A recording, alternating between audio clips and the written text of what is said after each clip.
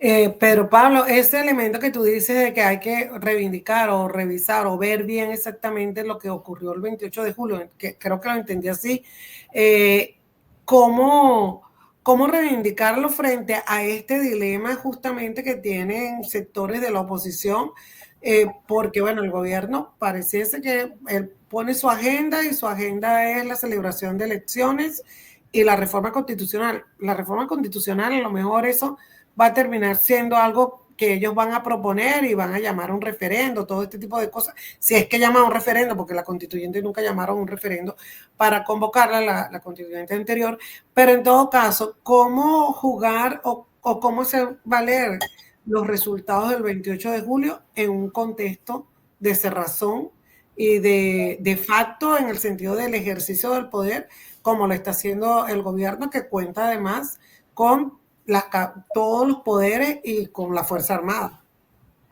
Claro, es que por eso digo que ese es el gran desafío que tiene la oposición, porque tú reivindicas esa fecha, ¿no? De la oposición, la importancia del 28 de julio, hablan de no pasar la página, pero por otro lado, bueno, el gobierno dice, Nicolás Maduro ganó la elección, fue proclamado por el Consejo Nacional Electoral, esa proclamación fue ratificada, validada por el Tribunal Supremo de Justicia, igual todos los poderes públicos respaldan esa decisión y por supuesto también el alto mando militar ha dejado claro su lealtad y su apoyo a Nicolás Maduro. La pregunta es, esto lo hago a manera de pregunta, igual uno es periodista, son otros los que toman decisiones y los que pueden de alguna manera, pues bueno, cambiar el rumbo de la historia, por decirlo así de alguna manera, ¿no?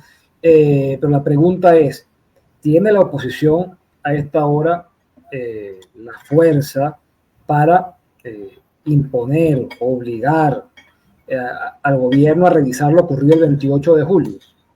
Pregunto yo, no doy, lo dejo a ustedes, a quienes nos están oyendo. ¿Tiene la oposición el respaldo suficiente para abrir nuevamente un capítulo que el gobierno da por cerrado, tomando en cuenta lo que significaría eso para el gobierno? Entonces, claro, esas son preguntas que están allí. Yo creo que por eso habla de que la oposición es obligada a tener coherencia, mantener sus reclamos, su discurso, sí, pero también esta realidad que se te va abriendo, se te va imponiendo, ¿no? Entonces, bueno, ¿tú qué puedes hacer frente a ello? También ahí yo llamo la atención en cuanto a qué puede hacer la comunidad internacional. Tenemos unos antecedentes, ciertamente el 28 de julio, digamos, representa como una escalada en todo este proceso, pero tú venías arrastrando, ¿se oye? Sí, ¿qué pasó? No escucho a Pedro Pablo. Yo sí, yo lo estoy escuchando, Sabi. Sí, yo también escucho todo. Fue mi internet entonces. Sí, bueno, lo que decía es que en el caso de la comunidad internacional, recordemos que desde el año 19 no reconocen a Maduro como presidente legítimo, al menos las principales potencias occidentales encabezadas por Estados Unidos, que llegaron en su momento incluso a reconocer un gobierno interino.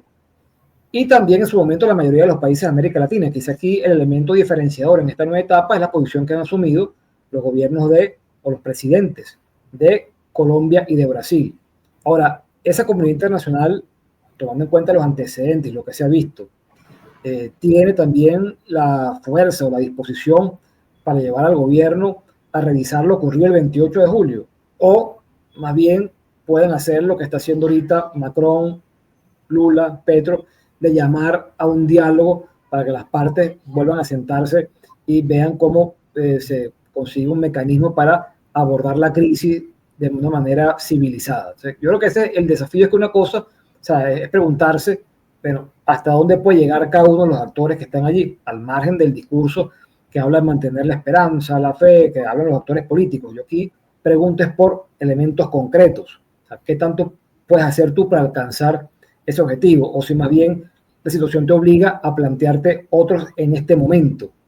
Como decíamos, lo planteaba Xavier cuando habla, bueno, ¿hasta qué punto o qué puede pasar si cierran todas las puertas? Bueno, sí, tú puedes aspirar a que no cierren todas las puertas y que abran alguna otra para que haya al menos un espacio de diálogo civilizado, que no haya estas denuncias de persecución, etcétera, ¿no?